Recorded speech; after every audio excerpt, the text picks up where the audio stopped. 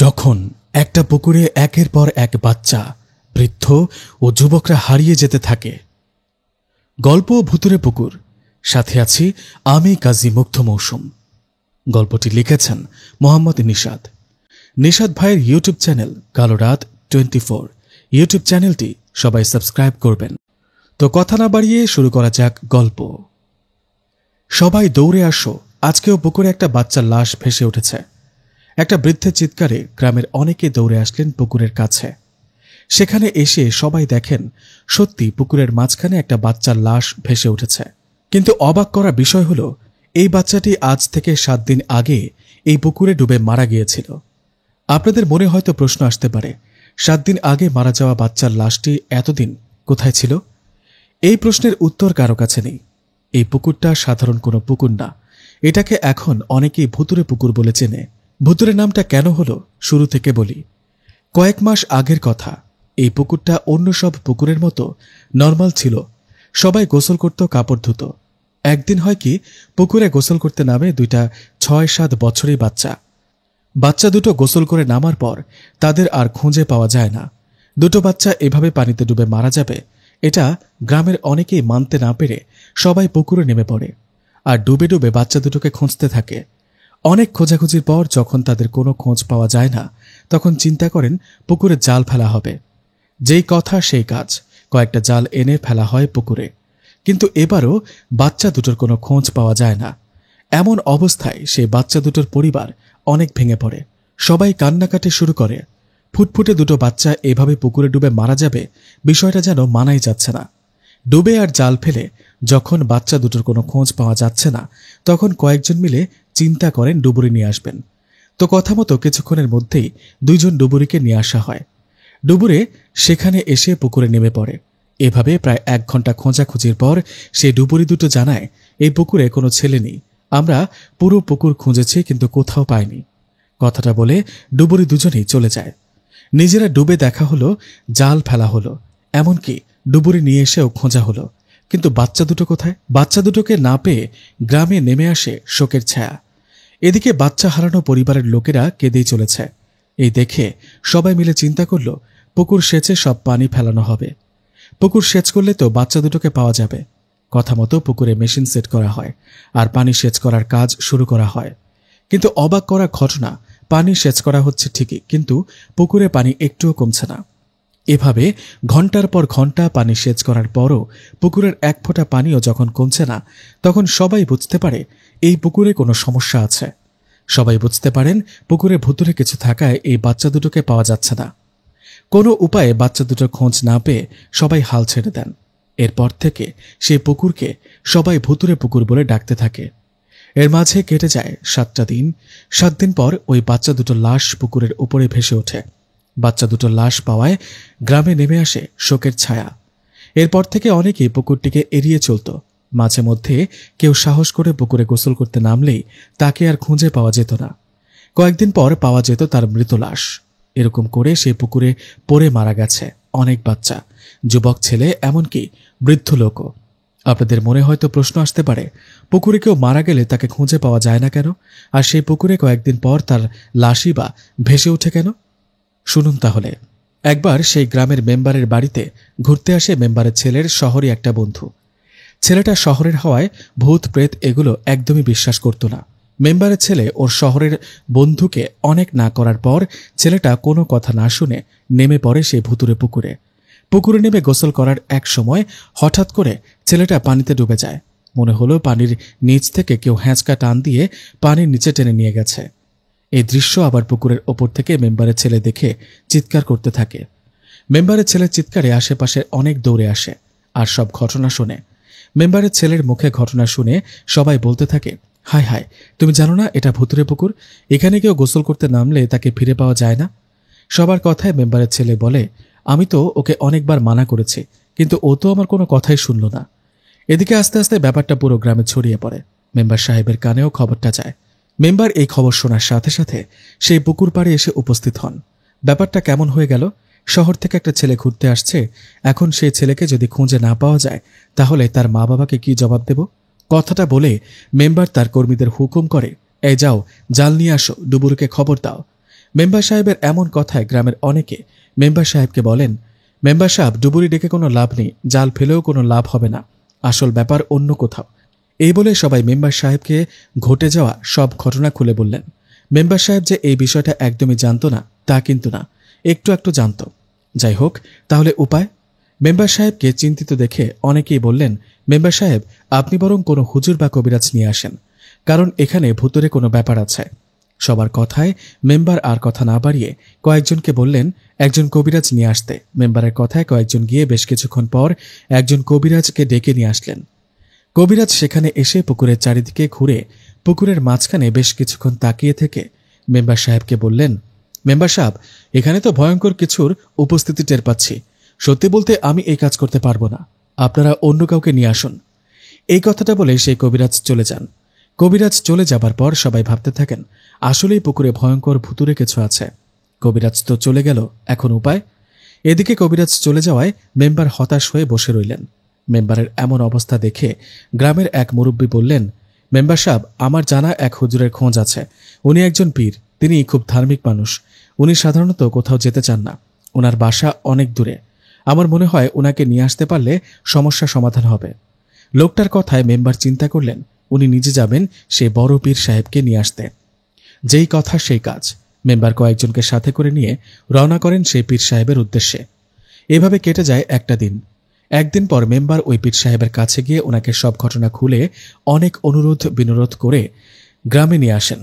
গ্রামে বড় পীর সাহেব আসছেন, এটা দেখতে গ্রামের সবাই পুকুর পাড়ের চারিদিকে ঘিরে ধরেছে। কি হয়, একটা টান টান উত্তেজনা। যাই হোক, সেই পীর সাহেব পুকুর পাড়ে এসে মেম্বার সাহেবকে বললেন, মেম্বার সাহেব, আমাকে একটা কলাপাতা এনে দেন তো।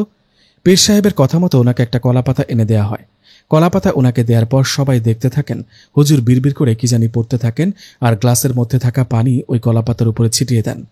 এভাবে 2-3 মিনিট চলার পর পীর সাহেব মেম্বার সাহেবকে বলেন, মেম্বার সাহেব, আমাকে এই পুকুরে নামতে হবে। আমি সব ঘটনা আপনাদের পরে খুলে বলছি। আপনারা শুধু এটা জেনে রাখুন, গতকাল এই পুকুরে ডুবে যাওয়া ছেলেটি মারা যায়নি, বেঁচে আছে। ছেলেটি বেঁচে আছে কথাটা শুনে সেখানে থাকা শত শত মানুষ সবাই অবাক। একদিন আগে পানিতে ডুবে যাওয়া ছেলেটি বেঁচে থাকে কিভাবে? এদিকে পীর সাহেব মেম্বারকে বলেন, মেম্বার সাহেব, মোটা শক্ত একটা রশির ব্যবস্থা করুন। ওনার কথায় মেম্বার সাহেব দ্রুত মোটা শক্ত বড় দেখে একটা রশির ব্যবস্থা করল। রশি এনে পীর সাহেবকে দেয়া হয়। রশিটা নিয়ে পীর সাহেব রশির একটা দিক ওনার কোমরে শক্ত করে বেঁধে ফেলেন, আর রশির অন্য দিক কয়েকজনকে ধরে থাকতে বলেন। পীর সাহেব কোমরে রশি বেঁধে মেম্বার সহ আশেপাশে সবাইকে বলে, সবাই শোনেন, আমি এখন পুকুরে নামব, নেমে পুকুরের মাঝখানে একটা ডুব দিব। এই যে আমি ডুব দিব, এতে কেউ চিন্তা করবেন না। আমি যতক্ষণ না রশিটা টান দেব ততক্ষণ কেউ পুকুরে নামবেন না। আমি আমার কোমরে বাঁধা রশিটা টান দেবার সাথে সাথে আপনারা রশির আরেকটা মাথা ধরে টেনে আমাকে উপরে তুলবেন, ঠিক আছে?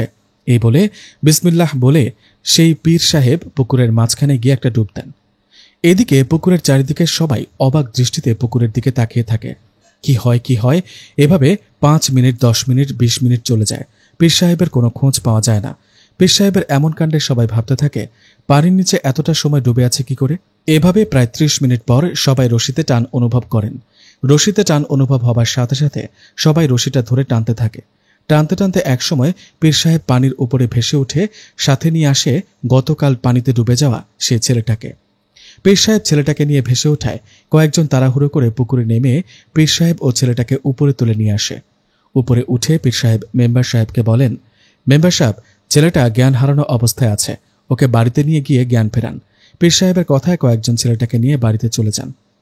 এদিকে গ্রামের সবাই পীর সাহেবকে ঘিরে ধরে। তখন মেম্বার সাহেব পীর সাহেবকে প্রশ্ন করেন, পীর সাহেব, আপনি পুকুরে এতক্ষণ ডুবেছিলেন কিভাবে? আর ছেলেটাই বা কাল থেকে পুকুরে ডুবে থেকে বেঁচে আছে কিভাবে? ব্যাপারটা খুলে বলেন তো। তখন পীর সাহেব সব ঘটনা সবাইকে খুলে বলে। পীর সাহেব বলে, এই পুকুরে একটা ভয়ঙ্কর শক্তিশালী জিন তার পরিবারকে নিয়ে বসবাস করে। এর আগে এই পুকুরে গোসল করতে নেমে যারাই মারা গিয়েছিল সবাইকে এই জিনটাই মেরে ফেলত।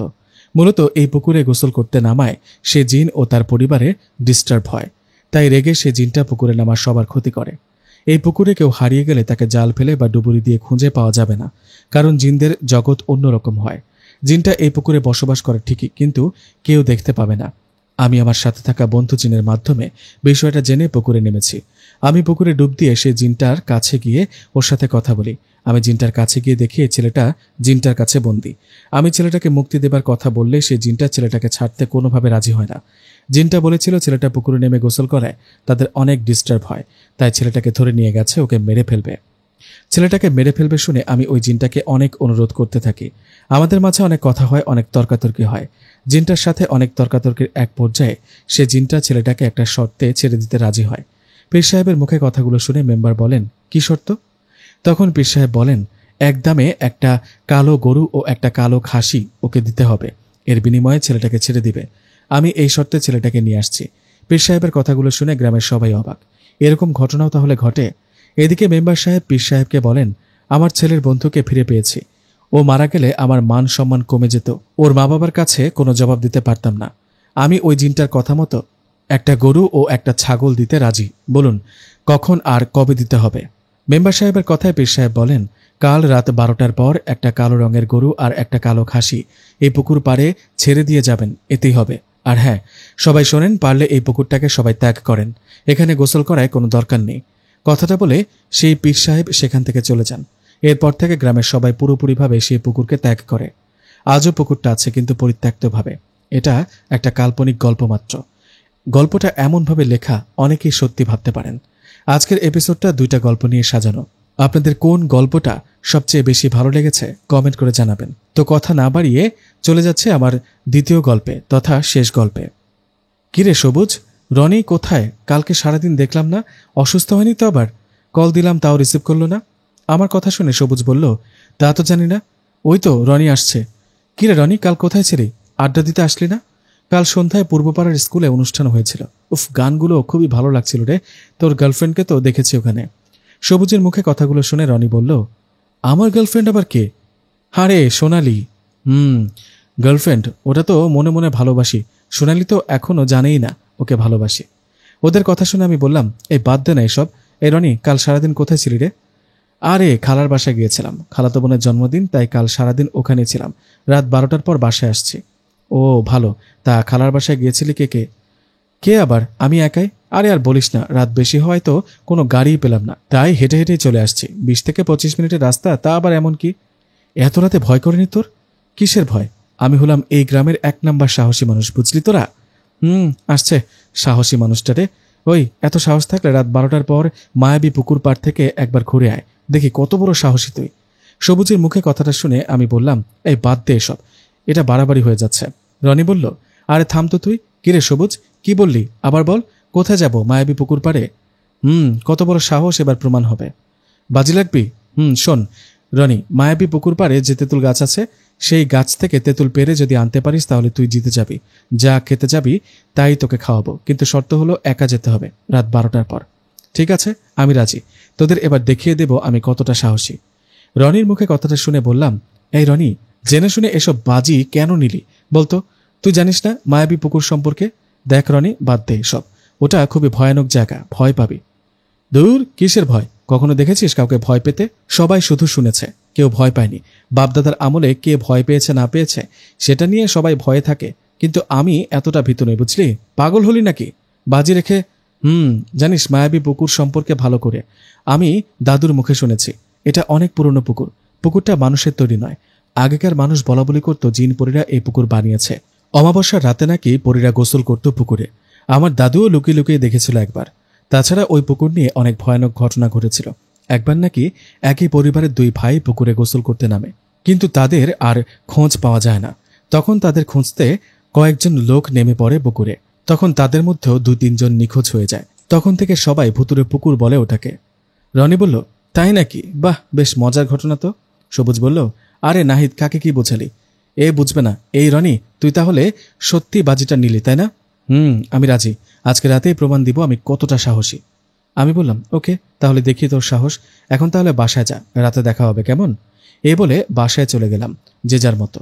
রাতের খাবার শেষে সবাই আবার এক হলাম। 3 জন এক হতেই আমি বলে উঠলাম, এই রনি, তুই রেডি তো? আমি রেডি। দেখ, আরেকবার ভাব, পারবি তো? রাতের বেলা তুই একা, বিষয়টা আরেকবার ভেবে দেখ। আরে দয়া করে আর ভয়ের কথা বলিস না ভাই, আমি পারবো। ওকে, তবে শোন, ফোনটা সাথে নিয়ে যা। কোনো সমস্যা হলে কল দিবি। আমি ও সবুজ তোর থেকে অনেকটা পেছনে থাকবো। না, পেছনে থাকতে হবে না, তোরা এখানে থাক, আমি গিয়ে তেঁতুল পেরে নিয়ে আসছি। যা, আজকে যদি ভূত তোর ঘাড় না মটকায়। শালা, ফালতু কথা বলবি না, তোরা এখানে থাক, আমি চললাম। এ বলে ফোনের লাইটটা জ্বালিয়ে রনি চলতে লাগলেন। রাত 12টা, মানে গ্রামে অনেক রাত। এত রাতে রাস্তায় একটা পোকাও নেই, চারিদিকটা নীরবতা। রনি হাঁটছে। মায়াবী পুকুর পাড়ে যেতে 4 থেকে 5 মিনিট লাগবে মাত্র। রনি আপন মনে হেঁটে চলেছে। হঠাৎ পেছন থেকে একটা আওয়াজ আসলো। রনি পেছনে ফিরে তাকালেন, কিন্তু পেছনে কেউ নেই। মনের ভুল ভেবে হাঁটতে লাগলেন, কিন্তু এবার আশেপাশে গাছগুলোতে সারা শব্দ পেতে লাগলেন। মনে হচ্ছে কেউ গাছের ওপর উঠে গাছ ঝাঁকি দিচ্ছে। এবার রনি একটু একটু ভয় পেতে শুরু করলো। আশেপাশে তাকাচ্ছে আর সামনের দিকে হাঁটছে। হঠাৎ হাঁটা বন্ধ করলেন রনি, কারণ তার সামনে সাদা কাপড় পরা কে যেন রাস্তায় দাঁড়িয়ে আছে। তার মুখটা দেখা যাচ্ছে না, কারণ চুলগুলো সামনের দিকে দেয়া, চুল দিয়ে মুখ ঢাকা। রনি এবার সত্যি সত্যি ভয় পেয়ে যায়। বুকের মধ্যে ধুকপুক ধুকপুক করতে থাকে, হার্টবিট বেড়ে যায়। ফোনটা হাতে নিতেই তাড়াতাড়ি করে কল করতে থাকে সবুজ ও আমাকে, কিন্তু তখন নাকি আমাদের দুজনের ফোন বন্ধ ছিল। রনি মনে মনে ভাবছিল, এখানে আসায় ভুল হয়েছে, কেন যে বাজি লাগতে গেলাম। ওদিকে সে সাদা কাপড় পরা অবয়বটি আস্তে আস্তে এগিয়ে আসতে থাকে রনির দিকে। রনি প্রচণ্ড ভয় পেয়ে যায়, মনে মনে ভাবে অনেক হয়েছে, আর না। এই ভেবে রনির পেছন ফিরে একটা দৌড় দেয়। ঠিক তখনই পেছন থেকে আমি বলে উঠি, আরে ভিতু থাম, এটা আমি, ভূত না।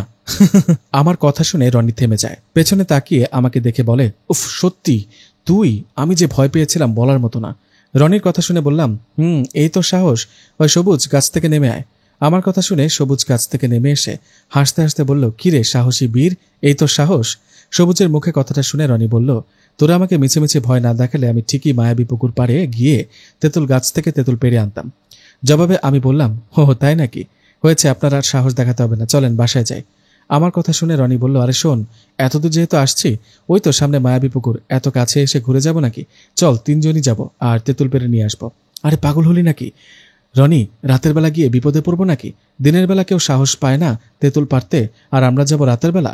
আমার কথা শুনে রনি বলল, আরে বোকা, আমরা 3 জন, আমাদের কাছে তো লাইট আছে, ভয় কিসের, চল। এসে যেহেতু পড়েছি তেঁতুল খেয়েই যাব। রনির কথা শুনে সবুজ বলল, রনি ঠিকই বলেছে। এই নাহিদ, ভয় কিসের, আমরা 3 জন, চল চল, তো কিছুই হবে না। আমি আর কি বলবো, ওদের দুজনে জোরাজুরিতে চলে গেলাম মায়াবী পুকুর পাড়ে।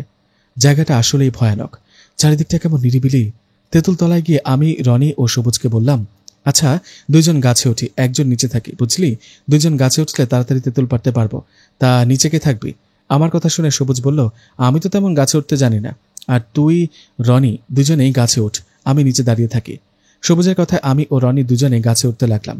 গাছটা বেশ বড়, ডালপালাও অনেক। নিচ থেকে সবুজ বলল, সাবধানে চড়। সবুজের কথা শুনে বললাম, ঠিক আছে, নিচে সাবধানে থাকিস, দেখিস কোনো পরি যেন আবার ধরে না নিয়ে যায়। যাই হোক, দুজনে গাছে উঠলাম তেঁতুল পাড়ার জন্য। দুজনে তেঁতুল ছিঁড়ছে। হঠাৎ আমার চোখ পড়ল মায়াবী পুকুরের দিকে। আমি দেখলাম পুকুর থেকে উঠে আসছে এক এক করে 7টা সাদা কাপড় পরা অবয়ব। এসব দেখে ভয় পেয়ে গাছে থাকা রনিকে বললাম, রনি রনি, এ দেখ। আরে দেখ না, ওগুলো কি? পুকুর থেকে উঠে আসছে। আমার কথায় রনি কোনো উত্তর দিল না, তাই পেছন ফিরে বললাম, কিরে কথা বলিস না কেন? কিন্তু এ কি, রনি কোথায়? দুজনে তো একই সাথে গাছে উঠেছিলাম, গাছে তো কেউ নেই। তাড়াহুড়ো করে গাছ থেকে নেমে নিচে দেখি সবুজও নেই। এদিক সেদিক তাকিয়ে ডাকতে লাগলাম, এই রনি, কোথায় তুই? সবুজ, এই কোথায় গেলি? নাকি দুজনে মিলে আমাকে ভয় দেখানোর প্ল্যান করলি? আরে ভাই, ভয় লাগছে আমার, দেখ, মজা করিস না। আর সামনে আয়। কিরে, আসবি না? ওকে, আমি চলে যাচ্ছি। এই বলে সেখান থেকে আসতে লাগলাম। ঠিক তখনই পেছন থেকে একজন বলে উঠল, কোথায় যাচ্ছিস? তেঁতুলগুলো দিয়ে যা। কথাটা শুনে পেছন ফিরে তাকালাম আর রাগে বলে উঠলাম, কে আপনি? এমনিতে কষ্ট করে তেঁতুলগুলো পেরেছি, আপনি কে যে আদেশ করেন? আমার কথায় একটা লোক আস্তে আস্তে আমার দিকে এগোতে লাগলেন। দূর থেকে এতক্ষণ কিছু না দেখা গেলেও কাছে আসার সাথে সাথে আমি দেখতে পেলাম একটা মানুষের বডি, কিন্তু তাতে কোনো মাথা নেই, মাথা ছাড়া বডি। কিন্তু কথা বলছে কিভাবে তাহলে? হাঁটছেও বা কিভাবে? এটা দেখার পর হাতে থাকা তেঁতুলগুলো ফেলে দিয়ে একটা দৌড় দিলাম। ভয় পেয়ে এক দৌড়ে বাসায় চলে আসলাম। সেই রাতটা কতটা ভয় কেটেছে বলার ভাষা নেই। পরের দিন সকাল সকাল রনির বাসায় গেলাম, রনিকে ডাকলাম, রনি, এই রনি, বাড়িতে আছিস? আমার ডাকে রনি বের হয়ে বলল, আরে নাহি, তুই আমার বাড়িতে? আমি তো চিন্তা করলাম তোর বাড়িতে যাব। এই, তুই কালকে আমাকে একা রেখে কোথায় গিয়েছিলি? সে জবাবটা দে আগে। বাহ বাহ, আমি বলার আগে তুই কি সুন্দর মিথ্যা বললি। এই, তুই আমাকে একা রেখে গিয়েছিলি কেন রাতের বেলা? কি বলিস? মাথা ঠিক আছে তো? তুই আর আমি একসাথে তেঁতুল গাছে উঠলাম তো, তাহলে তুই আর সবুজ আমাকে একা রেখে কেন পালালি? দেখ রনি, বেশি বেশি হয়ে যাচ্ছে কিন্তু। সত্যি করে বল, আমাকে রাতের বেলা মায়াবী পুকুরে রেখে আসার মানে কি ছিল? বিশ্বাস কর, আমি কিচ্ছু করিনি। তুই সবুজকে জিজ্ঞেস কর। আচ্ছা, সবুজ কোথায়? চল আগে ওর সাথে দেখা করি, তারপর সব কথা মিলে যাবে। রনির কথায় একমত হয়ে বললাম, ঠিক আছে চল। এই বলে দুজনে চলে গেলাম সবুজের বাসায়। গিয়ে সবুজকে ডাকতে লাগলাম, সবুজ, এই সবুজ, বেরিয়ে আয়। আমাদের ডাকে সবুজের মা বেরিয়ে এসে বলল, আরে সবুজকে ডাকছো? ও তো কাল রাত থেকে বাসায় ফেরেনি। আমি তো ভাবছি তোমাদের বাসায় আছে হয়তো। কোথায় ও? ওর কিছু হয়নি তো? সবুজের মায়ের মুখে কথাটা শুনে আমি বলে উঠলাম, না আন্টি, কাল রাতে ও আমার বাসায় ছিল, সকালে এসেছিল, তাই ডাকতে আসলাম। ও তাহলে বাসায় আসেনি? আচ্ছা ঠিক আছে, আমরা আসি তাহলে। এই বলে চলে আসলাম ওখান থেকে। আমার দিকে রনি তাকিয়ে বলল, এটা কি হলো? সবুজের মাকে মিথ্যা বললি কেন? আমি বললাম, আরে বোকা, মিথ্যাটা না বললে সবুজের মা চিন্তা করত সবুজ মনে হয় বাসায় আসেনি। এখন তাড়াতাড়ি চল, মায়াবী পুকুর পাড়ে সবুজের সাথে নিশ্চয়ই খারাপ কিছু হয়েছে। এই বলে দুজনে তাড়াতাড়ি চলে গেলাম পুকুর পাড়ে। সেখানে গিয়ে দেখি সবুজ তেঁতুল গাছের নিচে জ্ঞান হারিয়ে পড়ে আছে। এটা দেখে রনি ও আমি এক দৌড়ে ওর কাছে গেলাম। কাছে গিয়ে আমি ও রনি তাড়াতাড়ি করে সবুজকে জ্ঞান ফেরালাম। জ্ঞান ফিরতে সবুজ আমার ও রনির মুখের দিকে তাকিয়ে বলল, কিরে, তোরা বেঁচে আছিস? সবুজের মুখে কথাটা শুনে বললাম, বেঁচে আছি মানে? আমি ও রনি তো ঠিকই আছে। আমার মুখে কথাটা শুনে সবুজ বলল, ভাই তাড়াতাড়ি চল এখান থেকে, তারপর খুলে বলছি, চল তাড়াতাড়ি। ওর কথা শুনে আমি বললাম, তোর কি হয়েছে? তুই এখানে জ্ঞান হারিয়ে পড়ে আছিস, আবার আমাদেরকে দেখে জিজ্ঞেস করছিস বেঁচে আছে কিনা, ঘটনা কি? তখন সবুজ বলে উঠল, এখানে এসব শোনার সময় নয়, তাড়াতাড়ি চল এই জায়গা থেকে। সবুজের কথায় তিনজন চলে আসলাম মায়াবী পুকুর পাড় থেকে অন্য কোথাও। সেখানে এসে সবুজকে বললাম, আচ্ছা এবার বলতো কি হয়েছে, তুই জ্ঞান হারালি কিভাবে? জবাবে সবুজ বলল, তাহলে শোন। কাল রাতে তুই আর রনি দুইজনে যখন তেঁতুল গাছে উঠছিলি, তখন আমি নিচে দাঁড়িয়ে ফোন টিপছিলাম। হঠাৎ দেখলাম পুকুর থেকে সাদা কাপড় পরা 7টা অবয়ব পানি থেকে উপরে উঠে আসছে। এসব দেখে অনেক ভয় পেয়েছিলাম আমি। গাছের উপরে তাকিয়ে তোদেরকে ডাকতে যাব, কিন্তু উপরে তাকিয়ে দেখি তোরা নেই। কোথায় মিলিয়ে গেলি তোরা? গাছ থেকে নামলে তো আমি দেখতাম। আশেপাশে কেউ নেই। আমি একা চিন্তা করলাম, বেশি কিছু হবার আগেই পালাতে হবে। এই ভেবে দৌড়াতে যাব, বিশ্বাস কর আমি এক পাও সামনে এগোতে পারছিলাম না। পাটা যে আঠার মতো মাটির সাথে লেগে গেছে। চিৎকার দিব তাও পারছে না। হঠাৎ আমার চারিদিকে পুকুর থেকে সেই ভয়ানক অবয়বগুলো ঘিরে ধরে। তাদের মধ্যে একজন বলে ওঠে, কিরে, তেঁতুল খাবি তাই না? তোরা জানিস না এটা আমাদের বসবাসের স্থান? আজকে তেঁতুল খাবারের স্বাদ মিটিয়ে দেব। এই বলে দুটি অবয়ব কোথা থেকে তোর আর রনির পা ধরে টানতে টানতে আমার সামনে নিয়ে আসলো, আর তোদের বুক ছিঁড়ে কলিজা নাড়ি ভুড়ি বের করে খাচ্ছিল আমার সামনে। এটা দেখে আর নিজেকে ধরে রাখতে পারিনি, জ্ঞান হারিয়ে ফেলেছি। জ্ঞান ফিরে দেখি তোরা ঠিক আছিস তাহলে, তাই তোদের দেখে জিজ্ঞেস করলাম, তোরা বেঁচে আছিস? তোরা যদি বেঁচে আছিস তাহলে রাতে যে দেখলাম তোদের বুক ছিঁড়ে ফেললো। সবুজের মুখে কথাগুলো শুনে আমি ও রনি একজন আরেকজনের দিকে তাকিয়ে বললাম, আমরা তো ঠিকই আছি। রনি বলল, হ্যাঁ সবুজ, আমরা ঠিক আছি, কিন্তু কাল রাতে তো আমি দেখেছি অন্য ঘটনা। রনির মুখে কথাটা শুনে বললাম, ঘটনা কি দেখেছিস তুই বলতো আমাদের। তখন রনি বলতে লাগলো। আমার মুখে কথাটা শুনে রনি বলল, শোন, কাল রাতে তো সবুজকে গাছের নিচে রেখে তুই আর আমি গাছে উঠছিলাম তেঁতুল পাড়ার জন্য। গাছে উঠে আমিও তোদের মতো দেখছি পুকুর থেকে এক এক করে 7টা সাদা কাপড় পরা অবয়ব উঠে আসছে। এটা দেখে আমি ভয় পেয়ে তোকে বলি, নাহি দেখ ওগুলো কি। কিন্তু পরে খেয়াল করে দেখলাম তুই গাছে নেই, আমি একাই গাছে বসে আছি। খুব ভয় লাগছিল, তোদের দুজনকে কোথাও দেখতে পাচ্ছিলাম না। মনে মনে ভাবলাম এখানে থাকলে বিপদ হবে, কিন্তু ভয়ের বিষয়টা কি জানিস? কি? সবুজ বলল, বল তারপর কি হলো রনি? রনি বলল, ভয়ের বিষয়টা হলো আমি গাছ থেকে নামতে পারছি না, গাছের সাথে হাত পা আঠার মতো লেগে গেছে। অনেক ছুটানোর চেষ্টা করছিলাম কিন্তু পারিনি। এদিকে ভয়ে চিৎকারও দিতে পারছিলাম না, কারণ গাছের নিচে তখন সে সাদা কাপড় পরা অবয়বগুলো ঘোরাঘুরি করছিল। হঠাৎ কে যেন গাছ থেকে আমাকে ধাক্কা দিয়ে নিচে ফেলে দিল। বুকে ও কোমরে প্রচণ্ড ব্যথা পেয়েছিলাম তখন।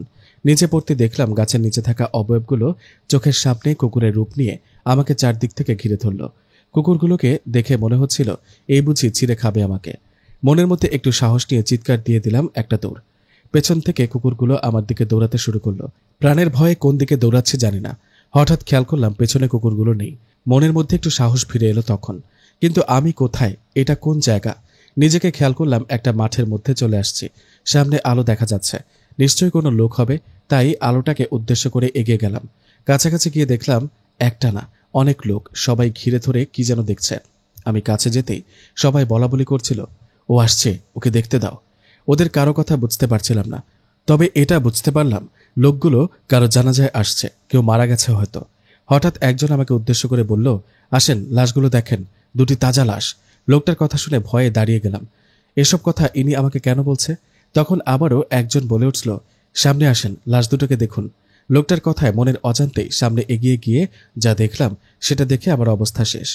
সবুজ বলল, কেন, কি দেখেছিলি? আমি বললাম, হ্যাঁ রনি, বল, কি দেখেছিলি? রনি বলল, ভাই কি বলবো, ওখানে গিয়ে দেখি সেই লাশগুলো আর কেউ না, তোর আর সবুজের, তোদের দুজনের লাশ। তোদের লাশ দেখে হাউমাউ করে কাঁদতে লাগলাম। তখন আমার সাথে থাকা সবাই বিকট শব্দ করে হাসতে লাগলেন, আর একজন বলে উঠলেন, ওদের মতো তোরও একই অবস্থা হবে, আর দেরি নেই।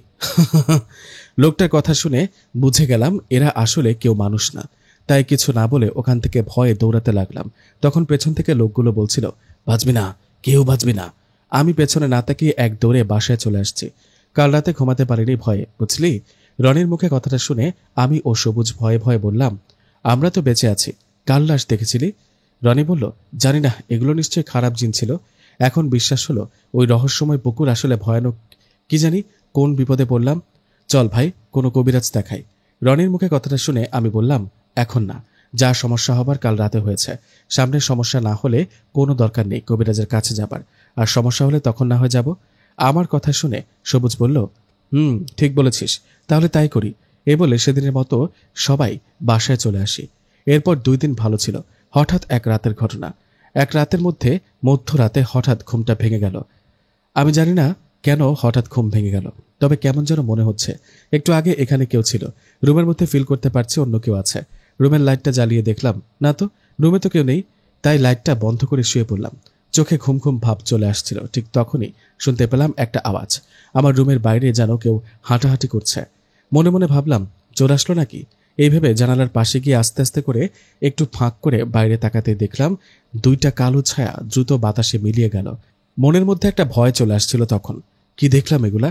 যাক, ভয় পেলে ভয় বাড়ে, এই ভেবে শুয়ে পড়লাম। কতক্ষণ ঘুমিয়েছিলাম জানি না, আবারও হঠাৎ ঘুম ভেঙে গেল। কিন্তু এবার ঘুম ভাঙতেই দেখতে পেলাম আমি আমার রুমে নেই। এটা কোন জায়গা? আমি এখানে এলাম কি করে? আমি স্বপ্ন দেখছি না তো? হাতের মধ্যে চিমটি কেটে দেখলাম, না, এটা স্বপ্ন না, এটা বাস্তব। শরীর কাঁপতে লাগলো। আমি রুমে ঘুমিয়েছিলাম, তাহলে এটা কোন জায়গা? এখানে এলামই বা কি করে? চারিদিকে চিৎকার করে বলতে লাগলাম, কেউ আছেন? কেউ কি আছেন? কিন্তু আমার চিৎকার কেউ শুনতেই পারছে না। অন্ধকারের মধ্যে সামনে একটু এগোতে যাব, বুঝতে পারলাম জায়গাটা অন্য কোথাও না, এটা সেই রহস্যময় পুকুর পাড়। বুকের মাঝে ধুকপুকানি বেড়ে গেল। আমি এই পুকুর পাড়ে এলাম কি করে? কে নিয়ে আসলো আমাকে? না, এখানে আর এক মুহূর্ত থাকা ঠিক হবে না, নিশ্চয় খারাপ কিছু হবে। এই ভেবে পালাতে যাব, ঠিক তখনই শুনতে পেলাম রনির আওয়াজ। রনি একটা চিৎকার দিল। ওর আওয়াজ পেয়ে এগিয়ে গেলাম সেদিকে। সামনে এগোতে দেখলাম সবুজ তেঁতুল গাছের নিচে বসে আছে, ওর পাশে পড়ে আছে রনি। আমি পাশে যেতেই সবুজ বলল, তুই এসেছিস, আয় আয়, তোর জন্য অপেক্ষা করছিলাম। এ বলে সবুজ মাটিতে পড়ে থাকা রনির বুকটা ছিঁড়ে ফেলল আমার সামনে, আর আমাকে উদ্দেশ্য করে বলল, আয় আয় না, কাছে আয়, তেঁতুল দিয়ে রক্ত খাবার মজাই আলাদা। কিরে, খাবি না? না না, এটা হতে পারে না, এটা কিভাবে সম্ভব? এরা আমার বন্ধু হতে পারে না, আমি নিশ্চয়ই ভুল দেখেছি। জোরে একটা চিৎকার দিয়ে দৌড় দিলাম সেখান থেকে। প্রাণের ভয়ে দৌড়াচ্ছি। হঠাৎ একটা গাছের সাথে ধাক্কা লেগে মাটিতে পড়ে যায় আর জ্ঞান হারিয়ে ফেলি। কতক্ষণ অজ্ঞান হয়েছিলাম জানি না। জ্ঞান ফিরতে দেখলাম নিজের রুমে শুয়ে আছে। তাড়াহুড়ো করে উঠে বিছানায় বসলাম। আরে কি হলো? আমি রুমে আসলাম কি করে? আমি তো পুকুর পাড়ে ছিলাম, দৌড়াতে গিয়ে গাছের সাথে ধাক্কা লেগে জ্ঞান হারিয়েছিলাম। তাহলে আমাকে নিয়ে আসলো কে? স্বপ্ন দেখলাম না তো? বিছানা থেকে উঠে আয়নার সামনে গিয়ে দেখলাম, না, ঠিকই আছে। গাছের সাথে ধাক্কা লাগার সময় কপালে ব্যথা পেয়েছিলাম, সেটার দাগ তো ঠিকই আছে। এটা তো বাস্তব, স্বপ্ন না। এগুলো কি হচ্ছে আমার সাথে? বাবা মাকে ডাকবো নাকি? না, ওদের জানানো ঠিক হবে না। মনে মনে ভাবছি, এগুলো কি শুধু আমার সাথেই ঘটছে নাকি সবুজ ও রনির সাথেও ঘটছে? ওদের কাছে কি যাব নাকি? কিন্তু এখন তো রাত, সকাল হলেই চলে যাব, এই ভেবে বসেছিলাম। ভয়ে আর ঘুমাইনি। বাকিটা সময় যদি আবার কিছু ঘটে যায়। অপেক্ষা করতে করতে সকাল হলো। আমি তাড়াতাড়ি করে বেরিয়ে পড়লাম রনি ও সবুজের সাথে দেখা করার উদ্দেশ্যে। মাঝ রাস্তায় যেতেই দেখলাম রনি ও সবুজ আমার বাসার দিকে আসছে। আমাকে দেখে ওরা বলল, নাহিদ, আমরা তো তোর কাছেই যাচ্ছি। আমি বললাম, কেন রে, আমার কাছে কেন? আমিও তো তোদের কাছেই যাচ্ছি। কাল রাতে আমার সাথে ভয়ানক ঘটনা ঘটেছে রে। এ বলে তাদেরকে পুরো ঘটনা খুলে বললাম। আমার মুখে ঘটনা শুনে সবুজ বলল, ভাই, কাল রাতে আমি ভয়ানক স্বপ্ন দেখেছি। স্বপ্নে দেখলাম 2টো কালো ভয়ানক অবয়ব আমার পা ধরে টানতে টানতে সেই পুকুর পাড়ে নিয়ে গেল, আর আমাকে বলল, মরবি, সবাই মরবি, কেউ বাঁচবি না। এই বলে আমাকে ধাক্কা দিয়ে পুকুরে ফেলে দিল, আর আমাকে পানিতে চুবিয়ে নিঃশ্বাস বন্ধ হয়ে আসছিল। ছটফট করছিলাম। তখন একটা চিৎকার দিই আর ঘুমটা ভেঙে যায়। সবুজের মুখে কথাগুলো শুনে রনি বলল, জানি না এসব কি হচ্ছে আমাদের সাথে। কাল রাতে আমি যতটা ভয় পেয়েছি, ভাগ্য ভালো মারা যায়নি। এই বলে রনি কাল রাতে ওর সাথে ঘটে যাওয়া ঘটনা বলতে লাগলো। রনি বলল, কাল রাতে ঘুমিয়েছিলাম, হঠাৎ কারো ডাকে আমার ঘুম ভাঙে। ঘুম ভাঙতে যখন চোখ মেললাম, তখনই দেখলাম আমার বুকের ওপর একটা ভয়ানক আকারের অবয়ব বসে আছে। ওর মুখটা মনে হয় আগুনে পুড়ে গেছে, এতটা ভয়ানক। আমি কথা বলতে পারছিলাম না, কারণ আমার গলা চেপে ধরছিল। ছটফট করছি। এমন অবস্থায় দেখলাম পাশে থাকা আরেকটা অবয়ব বলছে, বেশি সময় নেই, মালিক বলেছে তোরা মরবি, সবাই মরবি। তেঁতুল খাবার শখ মিটে গেছে, তাই না? এখন প্রাণটা নিয়ে নেব। এরপর আমার কিছু মনে নেই। ঘুম ভাঙে সকালে। শরীরে অনেক ব্যথা করছে আমার। দেরি না করে সবুজকে নিয়ে তাই তোর বাসার দিকে যাচ্ছি। রনির মুখে কথাটা শুনে বললাম, চল এখনই, আর অনেক দেরি হয়েছে। আমাদের আর দেরি করা ঠিক হবে না, এখনই একটা ভালো কবিরাজের কাছে যাব। আমার কথায় সবুজ ও রনি রাজি হলেন। তিনজনই একটা ভালো কবিরাজের কাছে গেলাম। কবিরাজ আমাদের কাছ থেকে পুরো ঘটনা শুনলেন। শুনে বললেন, তোমরা ভুল করছো। রহস্যময় পুকুর জায়গাটা ভালো না। সেখানে যে তেঁতুল গাছটা আছে না, সেখানে খারাপ জিনেরা বসবাস করে। তোমরা তাদের ডিস্টার্ব করাতে এখন তোমাদের পেছনে লেগেছে। তোমাদের বড় কোনো ক্ষতি না করে ছাড়বে না, এমনকি মেরেও ফেলতে পারে। কবিরাজের কথা শুনে ভয়ে ভয়ে বললাম, আমরা তো ভুল করেছি, আপনি কিছু একটা করেন। আমাদের কথা শুনে কবিরাজ বললেন, ঠিক আছে, তোমাদের মধ্যে কারো ওপর আমি ওই খারাপ জিনগুলোকে হাজির করি, তারপর কথা বলে দেখি কি চায় ওরা। হুজুরের কথা শুনে সবুজ বলল, হুজুর, আমার রাশি ভালো না, আমার উপর হাজির করাতে পারেন। এই বলে সামনে বসে পড়লেন সবুজ। আমি ও রনি পাশে দাঁড়িয়ে আছি। কবিরাজ কাজ শুরু করলেন। অনেক চেষ্টার পর অবশেষে সবুজের ওপর খারাপ জিনগুলো হাজির হলো। জিনগুলো হাজির হয়ে কবিরাজকে বলতে লাগলেন, তোর এত বড় সাহস, আমাদের ডেকেছিস কি জন্য? তোকেও এদের সাথে মেরে ফেলবো। জবাবে কবিরাজ বলল, যা পারিস করিস, আগে এটা বল এদের পেছনে কেন লাগলি? ওরা না জেনে ভুল করেছে। তখন খারাপ জিনগুলো বলতে থাকে, ওদের কোনো ক্ষমা নেই, ওদের মরতেই হবে, আমাদের কেন ডিস্টার্ব করলো? এভাবে অনেকক্ষণ কবিরাজ ও জিনগুলোর মধ্যে তর্ক হয়, কিন্তু কোনোভাবে কাজ হচ্ছিল না। তাই উপায় না পেয়ে কবিরাজ জিনগুলোকে বোতলে বন্দি করেন আর মাটিতে পুঁতে রাখেন। যাক, অবশেষে হয়তো রক্ষা পেলাম। কিন্তু না, ভেবেছিলাম আর সমস্যা হবে না, কিন্তু সমস্যাটা 2 দিন পর থেকে আরও বেড়ে গেল। এক রাতের ঘটনা। রাতের খাবার শেষে ঘুমিয়ে পড়লাম। একটা কান্নার আওয়াজ পেয়ে ঘুমটা ভেঙে গেল। ঘুম ভাঙতে মনের অজান্তে বলে উঠলাম, কে কান্না করে এত রাতে? কার কি হলো? কিন্তু আমার কথার কোনো উত্তর পেলাম না। এদিকে কানে ভেসে আসলো শেয়ালের ডাক। আরে, শেয়াল আবার আসলো কোথা থেকে? রুমের মধ্যে শেয়াল ঢুকলো নাকি? শেয়ালের ডাক শুনে চোখটা মেলে যা দেখলাম, তাতে আমার অবস্থা খারাপ। আমি দেখলাম আমি সেই পুকুর পাড়ে শুয়ে আছি। এটা কিভাবে সম্ভব? এসব কি হচ্ছে আমার সাথে? আমি কিভাবে আসলাম পুকুর পাড়ে? চারদিকে অন্ধকার, কিছুই দেখতে পাচ্ছি না। কিন্তু এখানে থাকলে ওরা আমাকে মেরে ফেলবে। উঠে একদিকে দৌড় দিলাম। সামনে একটু দৌড়াতেই কিছু একটার সাথে ধাক্কা লেগে মাটিতে পড়ে গেলাম। মাটিতে পড়ে দেখলাম সেটা একটা ঘোড়া। শুধু ঘোড়া বললে ভুল হবে। শরীরটা ঘোড়ার, কিন্তু মুখটা মানুষের, তাও আবার ভয়ানক আকারের। এটা দেখে একটা চিৎকার দিয়ে উল্টো দিকে দৌড় দিলাম। কিছু দূর যাবার পর এবারও কিছু একটার সাথে ধাক্কা লেগে পড়ে গেলাম। এবার কোনো ভয়ানক কেউ না। ধাক্কা লাগার পর জানতে পারলাম এটা অন্য কেউ না, রনি। রনিকে দেখে বললাম, আরে রনি, তুই এখানে কিভাবে আসলি রনি? রনি বলল, ভাই জানি না কিভাবে আসলাম, ঘুমিয়েছিলাম, ঘুম থেকে উঠে দেখি আমি এখানে। রনির কথা শুনে বললাম, রনি চল এখনই পালা এখান থেকে, ভয়ানক কিছু ঘটার আগে। রনি বলল, নাহিদ দাঁড়া। আমি বললাম, কেন? কারণ সবুজ ওখানে জ্ঞান হারিয়ে পড়ে আছে।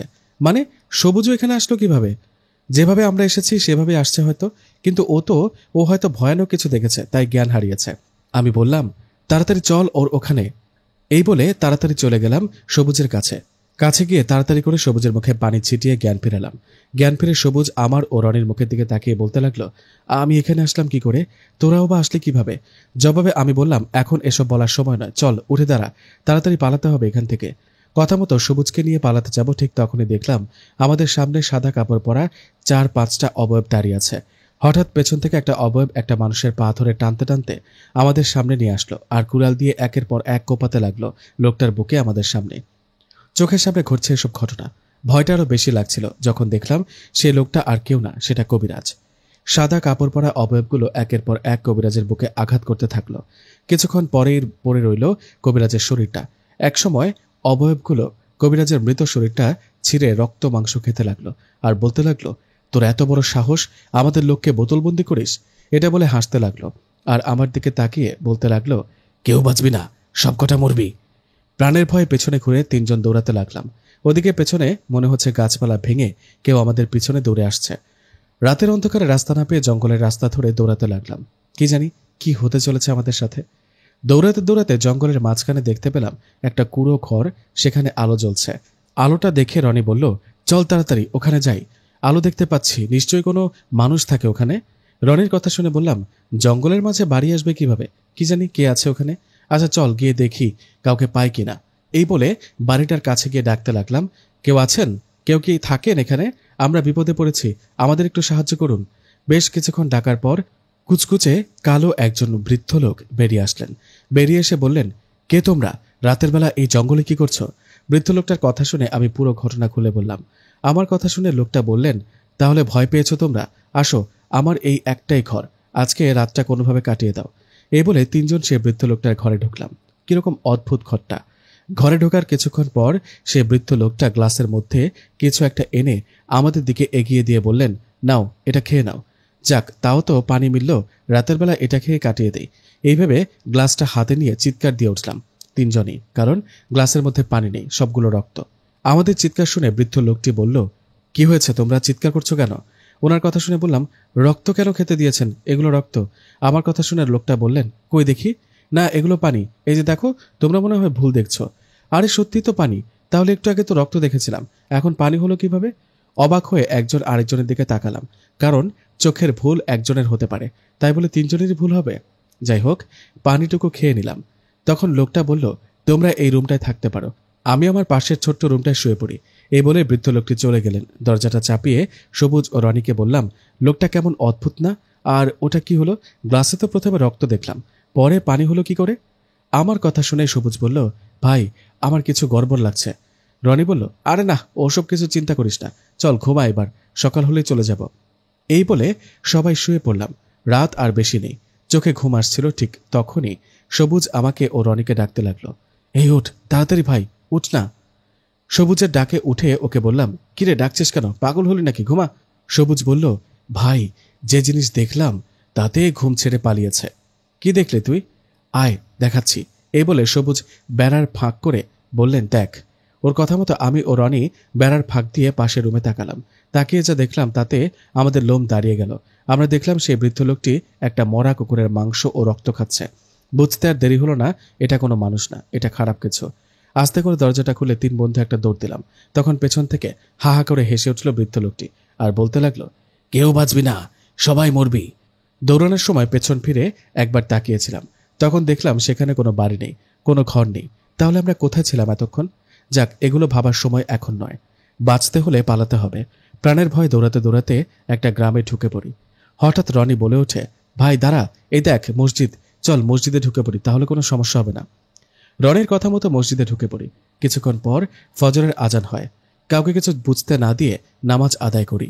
নামাজ শেষে কিছুক্ষণ অপেক্ষা করার পর সকাল হয়। মসজিদ থেকে বেরিয়ে বুঝতে পারি আমরা রাতে দৌড়াতে দৌড়াতে পাশের এলাকায় চলে আসছি। যাই হোক, সকাল হতে আমি রনি ও সবুজকে বললাম, চল তাড়াতাড়ি। রনি বলল, কোথায়? কবিরাজের বাড়ি। কিন্তু কবিরাজ তো মারা গেছে, আমাদের সামনে তো ওই জিনগুলো মেরে ফেলেছে। সেটা হয়তো মায়ার খেলা হতে পারে, চল আগে ওনার বাসায় যাই, তাহলে বুঝতে পারবো। এই বলে সোজা চলে গেলাম কবিরাজের বাড়ি। কবিরাজের বাড়ি গিয়ে আমরা তিনজনই অবাক, কারণ কবিরাজ তো বেঁচে আছে। তাড়াতাড়ি করে কবিরাজকে সব ঘটনা খুলে বললাম। আমাদের মুখে এসব ঘটনা শুনে কবিরাজ বললেন, তোমাদেরকে ভয় দেখানোর জন্য এসব করেছে। আমরা তো ওদের টিমের 4 জনকে বোতলে বন্দি করেছি, তাই তাদের সঙ্গীরা এসব করছে। আমার কিছুই হয়নি, আমি ভালো আছি। কবিরাজের মুখে কথাটা শুনে বললাম, এখন উপায় কি? জবাবে কবিরাজ বলল, তাদের সাথে কথা বলতে হবে।